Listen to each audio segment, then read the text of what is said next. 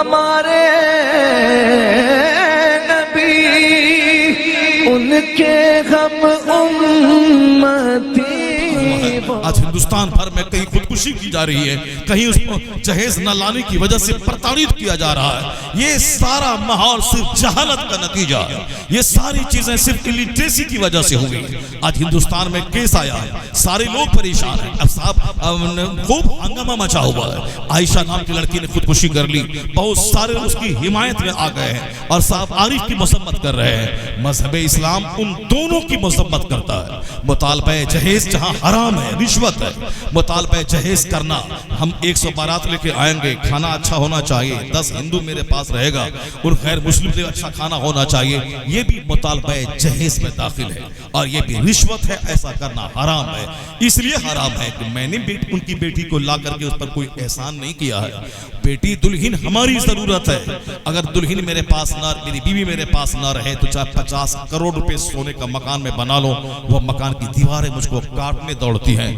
زندگی ادھوری رہتی ہے جب شریک حیات نہ ہو. تو جس قدر وہ میری ضرورت ہے, اس کی وجہ سے میں گناہوں سے بچتا ہوں, وہ میری ضرورت ہے. جس طرح میں ان کی ضرورت ہوں, اسی طرح وہ بھی میری ضرورت ہے.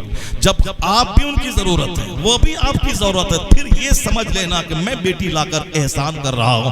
نہیں, ایسا ماحول بنائے کہ بیٹی لائے جب وہاں سے تو یہ بولے کہ انہوں نے بیٹی مجھ کو دیکھ کر مجھ پر احسان کیا ہے, وہ مجھ کو بیٹی دے کر مجھ پر احسان کیا ہے کہ آج ہماری زندگی میں رنگ و روغن اور بہار آئی ہے.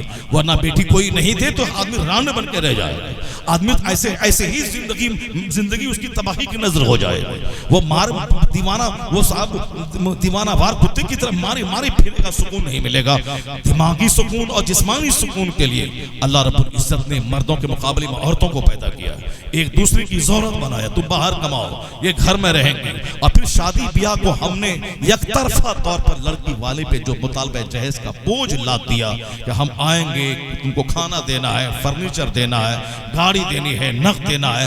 یہ تو حرام ہے, اس کی مذمت اسلام کرتا ہے. اب وہ لڑکا کیسا بے غیرت ہے جس لڑکی کے بیڈ پر بیٹھ کر بیوی سے ہم مستری کرتا ہے, بیوی کی دی ہوئی گاڑی پہ وہ چلتا ہے, بیوی کی دی ہوئی بیوی کے باپ کا دیا ہوا کھانا اپنے دوستوں کو کھلاتا ہے.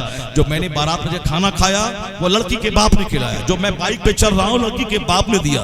جس چارپائی پہ میں سو کے عیش کر رہا ہوں وہ چارپائی بھی لڑکی کے باپ نے دیا ہے. جو کپڑا میں پہنا ہوں سوٹ, یہ لڑکی کے باپ نے دیا. پھر تم کیا کا ہجڑا, تم ہجڑا ہے کیا جو لڑکی والوں کے رحم و کرم پہ ان کا کپڑا پہنو, ان کا بائک چلاؤ, ان کا کھانا کھاؤ, ان کے بیڈ پہ سو, ان کے میرر کا استعمال کرو, ان کے دیے فرنیچر کا استعمال کرو, ان کے دیے صوفے کا استعمال کرو. پیغمبر اعظم علیہ السلام نے اپنی بیٹی کی شادی مسجد میں کروا کے قیامت تک کے لوگوں کو ایک مزاج دیا تھا کہ بیٹی رحمت ہے, اسے زحمت کی شکل مت دینا.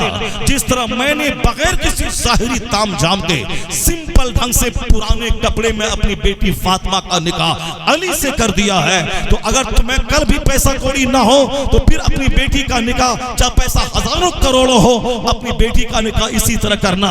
اگر حضور چاہتے تو سارے مدینہ کے لوگوں کو سونے کا تاج پہنا دیتے, حضرت علی کو سر سے لے کے پاؤں تک اسے ریشمی لباس دے دیتے, 1 لاکھ صحابی کو دعوت دے کر سبوں کو بلا لیتے. مگر مصطفیٰ نے نہ مکہ کے صحاب کو بلایا, نہ مدینہ کے صحابی کو بلایا, نہ کسی کو کارڈ تقسیم کیا, نہ کسی کو بلایا. چند لوگ مسجد میں بیٹھے ہیں, خطاب کیا. اس خطبہ نکاح میں 3 آیتوں کی تلاوت کی. ان تینوں آیتوں کی ابتدا اللہ سے ڈرنے سے ہوتی ہے کہ دنیا کی دوسری قومیں شادی کے موقع پر پھسلتی ہے, یہ شادی خوشی کا موقع ہے, اس خوشی کے موقع پہ ہمیں خوب مستیاں کرنی ہے. اب حضور نے خطبہ نکاح میں 3 آیتیں پڑھ کر یا ایھا الناس اتقوا ربکم الذی خلقکم من نفس. سامعین حضرات, آج کا یہ پروگرام سلمان ساؤنڈ زوکھنپور کی جانب سے ریکارڈ کیا گیا ہے. مصطفیٰ نے فرمائی, اے لوگو اللہ سے ڈرو جس رب نے ایک جان سے اس کا جوڑا پیدا کیا, جس سے انسانوں کو پھیلا دیا. یعنی جناب آدم اکیلا تھے, اس کو اللہ نے پیدا کیا. ان کی بائیں پسلی سے جناب حوا کو پیدا کیا، پھر ان دونوں سے انسان کا سلسلہ شروع کیا۔ ڈرو اس رب سے جس نے ایک جان سے تجھ کو پیدا کیا ہے۔ اللہ کے رسول نے پھر دوسری آیت کی تلاوت فرمائی، یا ایھا الذین آمنوا اتقوا اللہ حق تقاتہ، اے ایمان والو اللہ سے ڈرو جیسا اللہ سے ڈرنے کا حق ہے، مرنا مت مگر مسلمان بن کر۔ شادی بیاہ کے موقع پر خوشیاں منانا، پاؤں کا پھسل جانا، خرافات میں مبتلا ہو جانا اور ڈھول باجے کا استعمال کرنا، اس وقت بھی دور جاہلیت میں یہ رواج تھا۔ آقا علیہ السلام نے منع کیا، 3 آیتیں پڑھی، اللہ سے ڈرنا، مسلمان بن کے رہنا، نہ کوئی مصیبت مسلمانی کو چھیننے پائے، نہ کوئی خوشی کا موقع مسلمانیت پہ کوئی داغ لگانے پائے، ہر حال میں مومن بن کے رہنا، چاہے بیٹا مر جائے تو بھی مومن بن کے رہنا، چاہے بیٹی کی شادی ہو تو بھی مومن بن کے رہنا، چاہے اپنی شادی ہو تو بھی مومن بن کے رہنا۔ یعنی کافروں کے طرز حیات کی نقل مت کرنا، ان کی روش پہ مت عمل کرنا، ناچنا گانا مت، بیٹی والوں پہ بوجھ مت بانٹنا، اس کی زمین مت پچوانا، ان کے کپڑے رحم و کرم پہ مت جینا۔ تم مرد ہے، تم کو اللہ نے حاکم بنایا ہے، تو حاکم بنایا حاکمیت کا مظاہرہ کرنا، یعنی بیوی کو نکاح میں لانا، مہر کی رقم تم دینا، اس کا کپڑا تم دینا، اس کی روٹی تم دینا، وہ بیمار پڑے علاج معالجہ تم کروانا، رانی بنا کے تم رکھنا، تم 8 گھنٹے کام کرنا، اور گھر میں رانی بن کے وہ رہے گی، وہ تجھے سکون بخشے گی، تیرے بچوں کو پالے گی، تیرے گھر کو جنت بنائے گی، ماں باپ سارا سنسار چھوڑ کر وہ تیری راحت کا خیال رکھے گی، اس پر جمعہ فرض نہیں ہے وہ گھر میں رہے گی، عیدین واجب نہیں ہے وہ گھر میں رہے گی، اس پر جہاد فرض نہیں وہ گھر میں رہے گی، وہ تیرے پاؤں کو دبائے جہاد کا ثواب ملے گا، وہ تیرا کپڑا دھوئے اسے جہاد کا ثواب ملے گا، وہ تیرے بچوں کو دودھ پلائے ہر دھار کے بدلے میں اجر ملے گا، یعنی وہ تیرے گھر کو جنت بنائے گی۔ اور تم اس پر بوجھ مت ڈالنا، جو کھاتے ہو وہ کھلانا، جو پہنتے ہو وہ پہنانا، اس کے مہر کی رقم خوش دلی سے ادا کر دینا، یعنی اس کی ساری ضروریات کی تکمیل تم کرنا۔ حضور نے یہ کہا، اگر کاش ہم بھی ایسا کرنے لگے، نہ لڑکی کے باپ زمین بیچے گا، نہ ہمیں ہمارے کھانے کے لیے بھیک مانگے گا، نہ اپنا زمین کا سودا کرے گا۔ اگر ہم نے دلہن کو لیا اور سارا مینٹین اپنی طرف سے میں نے کیا، تو اگر 50 بیٹی ہو جائے تو بھی بوجھ نہیں ہوگی، نہ چہرہ کالا ہوگا، نہ بیٹی کو دفن کیا جائے گا، اور جس حال میں میں جی رہا ہوں، جس کے پاس 2 بیٹی وہ زہر کھا لے گا۔ زہر کی ذمہ داری اس مشرکانہ عمل پہ، اس ہندوانہ عمل پہ، اس خرافات والی تہذیب پہ۔ اس لیے حضور نے اللہ سے ڈرنے کی آیتیں پڑھ کے بتایا، تاکہ شادی کی محفل کو خرافات کی نظر مت کر دینا، پاؤں پھسلنے کا چانس ہے، اللہ سے ڈرتے رہنا۔ حضور نے فرمایا، ایھا الذین آمنوا اتقوا اللہ وقولوا قولا سدیدا، سیدھی بات کہنا، اللہ رسول کی نافرمانی مت کرنا۔ 3 آیتوں کو پڑھ کے بتا دیا کہ شادی میں پاؤں پھسلے نہیں، پلان نہیں پھسلے، ضمیر نہیں پھسلے، ہاتھ پاؤں نہیں پھسلے، اس لیے کنٹرول میں رہنا۔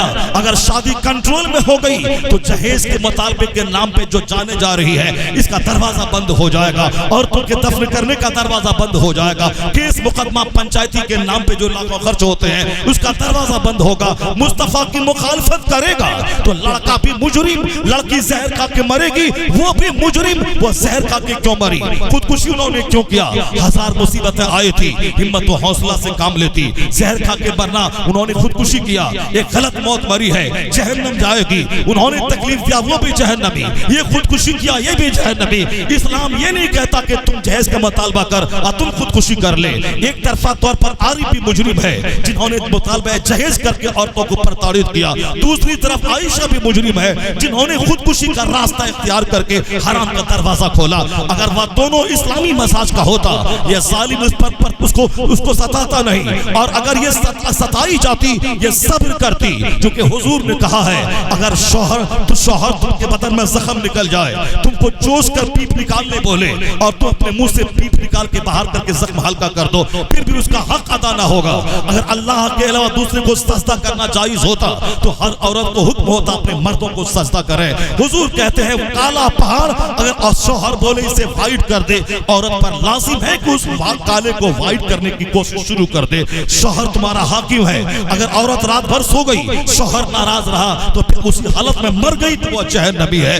حضور نے کہا تھا عورتوں کی ذمہ داری محدود ہے، وہ 5 وقت کی نماز پڑھیں، رمضان کے روزے رکھیں، شوہر کی بات مانیں اور اپنی شرمگاہ کی حفاظت کریں۔ تو حضور نے کہا تھا فَلْتَدْخُلْ مِنْ أَيِّ أَبْوَابِ الْجَنَّةِ شَاءَتْ، جنت کے 8 دروازوں میں سے جس دروازے سے چاہے وہ عورت داخل ہو جائے۔ عورتوں کو صبر کا آدیش دیا تھا۔ سیدہ فاطمہ الزہرا اپنے ہاتھ سے چکی پیستی تھی، اپنے ہاتھ سے پانی ڈھوتی تھی، کئی دن کا گھر میں فاقہ ہوتا تھا، مولا مولا علی کی خدمت کرتی تھی، حسن کریمین کا کپڑا دھوتی تھی، اپنے ہاتھ سے چکی سے آٹا پیس لیتی تھی، ہاتھ میں گھٹے پڑ گئے تھے لیکن کبھی مصیبت کا شکوہ نہ ہوا، کبھی تنقید نہیں ہوئی، کبھی انہوں نے ناراضگی کا اظہار نہیں کیا۔ پھر کہتا دن بھر محنت ہے اور رات میں جب جاگ جاتی تو ہاتھ اٹھا کے دعا کرتی، یا اللہ ایسی لمبی رات بنا دے کہ فاطمہ دل کھول کر سجدہ کر لیا کرے۔ اپنی بیٹی کو فاطمہ کا غلام بنا، مصیبت کا پہاڑ بھی آئے گا خودکشی نہیں کرے گی۔ اپنے بیٹے کو حسین کا غلام بنا، وہ کبھی بیٹی والے پہ دباؤ بنا کے اس سے جہیز کا مطالبہ نہیں کرے گا، تو سماج میں سکون آئے گا، مسرت کی لہر آئے گی، خلاف پیغمبر کسے رہ گزری کہ ہرگز بمنزل خاد رسید۔ مصطفیٰ کے قانون کی مخالفت لڑکا کرے وہ بھی مجرم، لڑکی کرے وہ بھی مجرم۔ سکون چاہیے تو دنیا کی نقل نہیں مصطفیٰ کی نقل کر لے، جو مصطفیٰ کی نقل کرے گا یہاں راحت ملے گی، مرنے کے بعد مصطفیٰ کی جنت ملے گی۔ دونوں جہان کا سکون کا راز اسی میں پنہا ہے۔ آدمی کسی فلم میں ایکٹر کی نقل نہ کرے، مصطفیٰ کی نقل کرے۔ ایسا نہیں کہ عائشہ بہت مظلوم ہے، عائشہ بہت ہمدردی کی لائق ہے، نہیں، وہ بھی مجرمہ ہے۔ انہوں نے خودکشی کیوں کی؟ انہوں نے پانی میں کود کر اپنی جان کیوں دیا؟ صبر کی انتہا کرتی فاطمہ الزہرا نے۔ میرا بیٹا امیتابھ کا غلام بن رہا، سوچتا ہے کہ سچی خوشی مل جائے۔